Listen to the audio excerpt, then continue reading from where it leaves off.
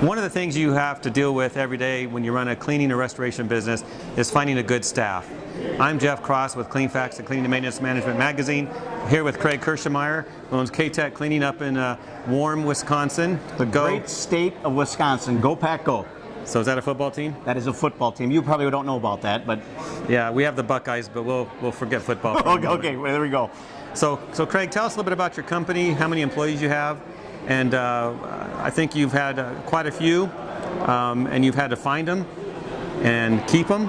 What are some of your practices to do that? A little bit about K-Tech. We're a second-generation family business, and like I said, so we've seen a lot of things through the generations of different people that have been involved. But upwards at a time, we've had over 160 employees with the building when we had the building service contracting. Right now, out of our main office, we have 25 that we do carpet cleaning, duct cleaning, and restoration.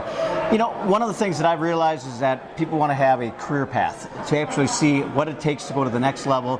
What do I need to do? And so we've created things like that. We've embraced the education that they can get from the IICRC, from RIA, from from another different organizations, so they can see that we need to have different things for different levels, and we compensate them accordingly. Okay, great. So you've got them, you take care of them. There's the training; they feel like they belong. How do you find them to begin with? Finding is more difficult than it's ever been. I remember I talked to my father, and my father tells me, I used to put an ad out thing, and I used to have 20 people for one job. I said, not now. So it is. We do a lot with referral. The last two people that we ended up hiring was through employees that we have. They found them for you? They found them for us. And I said, we do an incentive with them by saying, hey, you find somebody and they're here for 6 months, we'll give an incentive to the employee, the new hire, and also the current employee for being able to reach out. They know and understand our culture, and they said this would be a good fit for our company, so it works out well that way. Any observations about working with the millennials? You know, you hear that all the time. How do we get the millennials to work? They seem to want the tech jobs and medical jobs. Do you have a good mix of that? We have a good mix. It's a trial and error approach. We end up with people that we find out if it's a nice niche for them or not.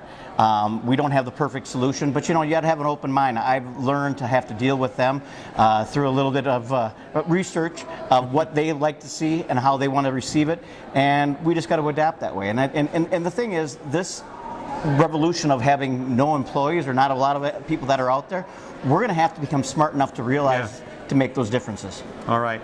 Well, like you said, there's no perfect solution, but keep working it. We keep working it. You got to have the people. We got to have the people. Like I said, we sell labor. In every aspect of what we do, it's not about a widget. We sell labor, and we have to be able to have people to be able to do that. And it's a physical job that we're dealing with. And these people, you got to have the right people that understand. You're not going to get people in your 60s and 70s taking out drywall or cleaning carpets. You're going to have find some younger generations. So you got to adapt as a company to better suit them. All right. Appreciate your input. Absolutely. Thank you.